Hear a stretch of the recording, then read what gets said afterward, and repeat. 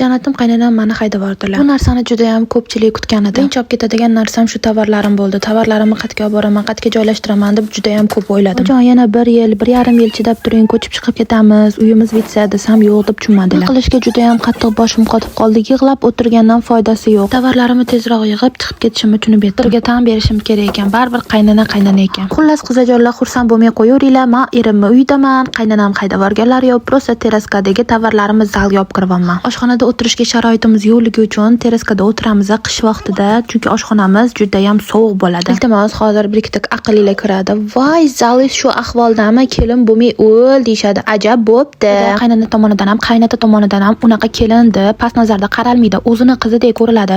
Hech qachon qaynanam ham, qaynotam ham menga kelinsan vazifang deyishmagan. Agar ish qilmoqchi bo'lsam, o'zim xohlagan vaqtda qilaman. Qaynanamni suquvidan yoki qaynotamni suquvidan emas, o'zim xohlaganimdan, o'zim xohlagan vaqtda qilaman. Sizlarga ham shunaqa qaynana nasib qilsin.